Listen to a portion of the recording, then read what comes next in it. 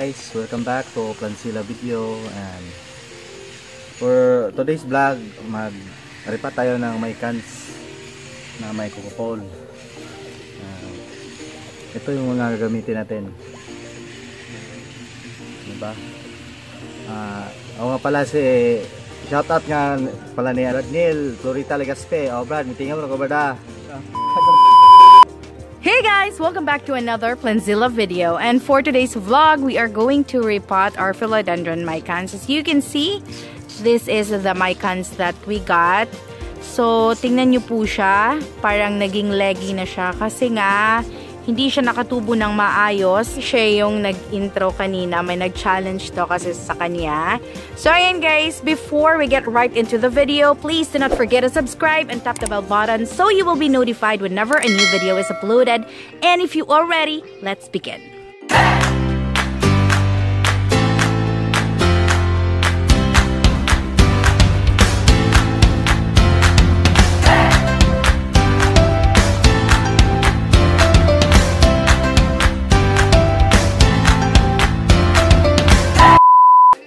Okay guys, so let us take a closer look as to what Philodendron Micans look like. So these are the older leaves. They tend to grow close to dark green leaves na medyo velvety siya. Although soft naman yung leaves niya. While the new ones na lumalabas, so ito siya, pa-heart shape siya guys. And medyo parang paano nyo ba i-describe yung color na yan? I do hope that you can see the same color as I see it in person. So, ayan, nag-focus na yung camera finally. So, as I see it, para siyang medyo bronzy or close to brown. Parang ganon, with some green veins on it. Guys, ito yung kulay ng likod ng dahon nila. I have said earlier that because we let it trail, naging leggy siya. When we say leggy, guys, malayo po yung tubo ng leaves niya. So, dito yung first node, while the second one is up here. So, ayan. In propagating Philodendron Micans, guys, you just have to cut the node here below. So, ayan. Focus natin, ha. I do not know if it will really focus. But, this is what I'm trying to show you. Below the nodes na merong aerial roots, dyan siya puputulin. And then, it's either you put it back on the soil to grow. Kung gusto mong magkaroon ng lush na Micans, pwede mo siyang itanim ulit sa soil or propagate it in water. You can also do that. But for us, we will let it climb because we really bought a cocoa pole for it. As I have mentioned on the past video, we bought a cocoa pole and one is for our Philodendron Micans. So we have 2 pots. We got this for 100 pesos. And we just propagated it. So, ayan, naging dalawa siya. But for now, we decided to put it in just 1 pot. So, para isa na lang yung cocoa pole niya. And anyway, guys, I'd like to flex our Monstera adansonii that I was telling you about na nabili ko lang for around 400 pesos. Shout out to Ma'am Lulette Inking for selling it to me for a very much cheaper price when you compare it to those plants or to those Monstera adansonii that I have been seeing on expos. So guys, this is our Monstera adansonii. As you can see, it's already climbing. So, free pa yung pot na yan along with the pole na meron siya. So, ganito na siya kalaki nung nakuha ko because I got this maybe a week ago.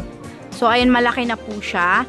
And then, yung problem lang is that malapit na siyang umabot dito sa end ng pole niya. So, we have to do something about it since mahirap na siyang tanggalin. And we're not planning to propagate it. Instead, mag-e-extend lang kami ng pole dyan sa ibabaw. And then, we'll just make a video para mapakita namin din sa inyo in the future kapag magawa na namin. Kasi, wala lang, na-enjoy ko yung ganito yung itsura niya. So, hindi pa namin siya ipopropagate. And look, talagang kapit na yung roots niya sa pole na pinaglalagyan sa kanya. So, ayan. Sobrang feeling ko ang swerte-swerte ko for buying this for just 400 pesos. So, ayan. Malaki na po siya. And also, the sea hibiscus. Ayan, nabili ko din yan sa kanya for just 200 pesos. Marami po siyang plants sa bahay nila. I really went there to see the plants. Kaso may magandang pink princess doon, hindi pa binibenta ni sir. Hopefully soon, babalik-balikan ko, follow up ko, baka ibibenta na. So yun guys, so this is the pot that we will be using. As usual, magre-recycle na naman kami ng pot. So ayan, hindi siya bago and hindi siya kakintaban. Anyway, it's not the pot that we will be flexing. It is the plant itself. And ito yung coco pole na nabili namin. So the problem is that hindi siya mai-insert dyan kasi sobrang liit ng butas na meron siya compared to the PVC pipe na gamit sa paggawa ng pole na to. So we really had to find a way para ma-insert siya dyan kasi hindi naman pwedeng ilagay lang yung pole dyan and kasi nga matutumba siya. Malaki pa naman tong coco pole na to. This is parang 3 feet yata tong binili namin na coco pole and medyo large yung PVC pipe na gamit sa kanya. Although super good quality kasi matibay nga naman. The problem is that we cannot insert it here in the middle. So what we did, parang gumawa kami ng adapter. Gumawa kami ng adapter. So this is what we will do. This parang thinner side here is what we will insert here, and then the larger one at the bottom is what we will insert on the PVC pipe. Let's see if it will work. Sobrang laki ng pole guys, and let's see if kaya ba niya kasi hindi talaga kakayanin kapag ano lang siya, pag yung potting mix lang and then in-insertan mo ng pole na hindi ka talaga gagawa ng paraan para kumapit siya. Kasi for sure matutumba kapag malaki yung coco pole na gamit mo. And usually merong standard size kasi yung mga binibiling coco pole. So ayan, and PVC pipe pa yung gamit. Lalo na ngayon na nabasa siya, sobrang bigat niya. So mahihirapan yung pot natin. And so kaya gumawa kami ng adapter, DIY adapter. Cobra. As you can see, medyo narrow yung hindi malalim yung pot na pinaglalagyan natin kasi para siyang bowl, 'di ba?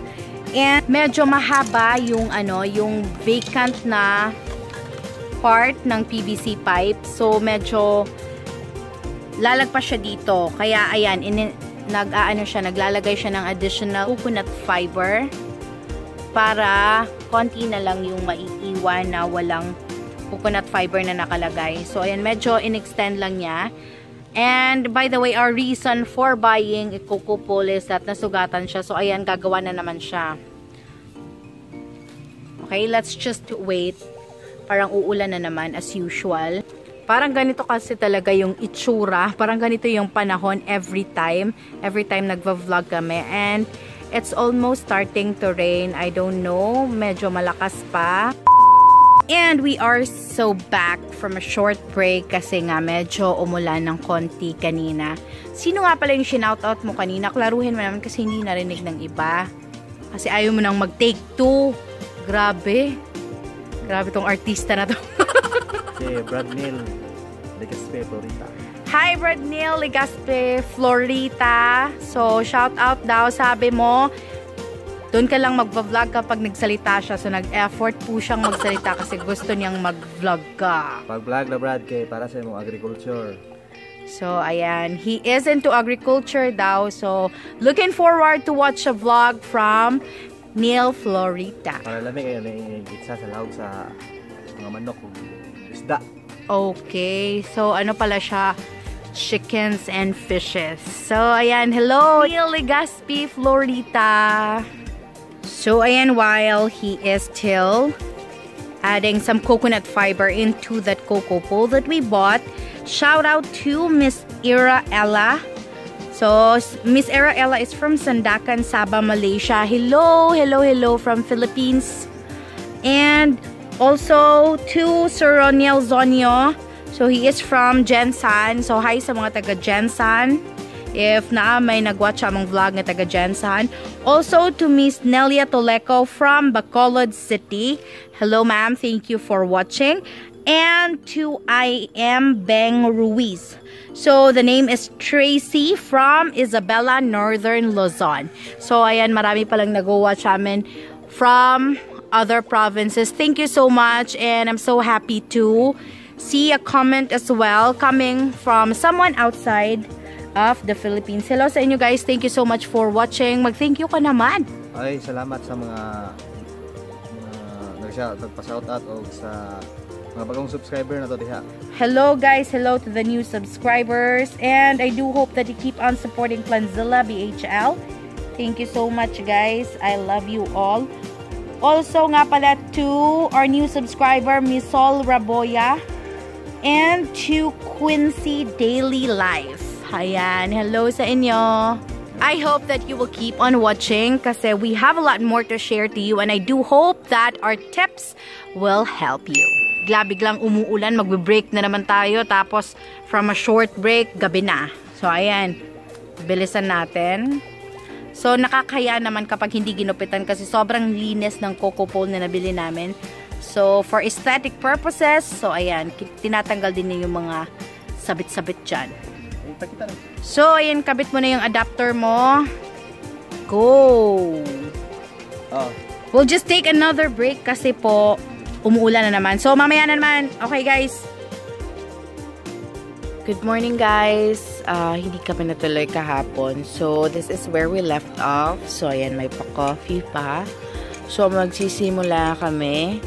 But, the previous parts of this video, ready na po siya. Ready na yung coco pole, ready na yung pot niya. So, all we have to do is to repot our micans and dapat makaakyat siya sa coco pole or gagawa natin ng paraan para kumapit siya sa coco pole. It's either we will tie it or we can leave it as it is if hindi naman siya bababa. And we will be putting them both in just one pot.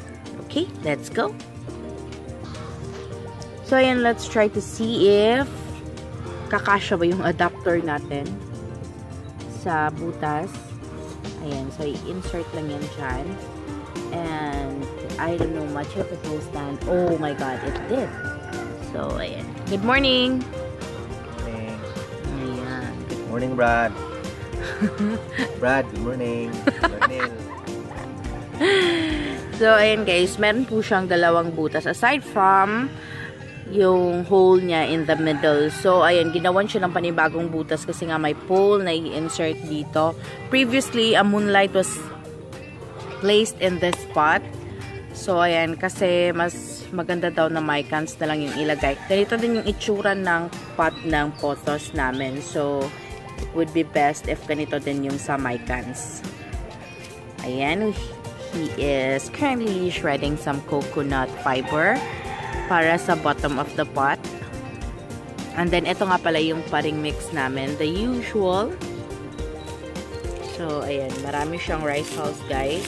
Para mabilis mag-drain yung excess water once we water our philodendron. And nga pala, rice micans can grow and tolerate low light conditions, but it will grow best if ilagay mo siya sa bright and indirect light. Huwag ilagay sa direct sunlight guys kasi there are possibilities na mag-sunburn yung leaves niya. Although wala namang sunburn tong leaves ng micans namin kasi hindi naman talaga siya in-expose sa mainit. So, nakalagay lang siya sa shaded area but super bright doon. So, ayan. No sunburn. So, ayan. He will be adding the potting mix. For those of you who are new to this channel, we are using carbonized rice hulls. Konting-konti lang. Yung mga rice hulls na plain. And then we also have coco peat, cow manure, and then meron kaming garden soil konti. If you want a lush micans na gusto mo lang mag-trail siya, so ayan, kasi habang lumalaki siya, lumiliit yung top part niya dito, numinipis. So, if you wish to propagate it right away para maging lush siya, then you can. But, if you wish to have larger leaves for your micans, then you can let it climb instead of letting it trail.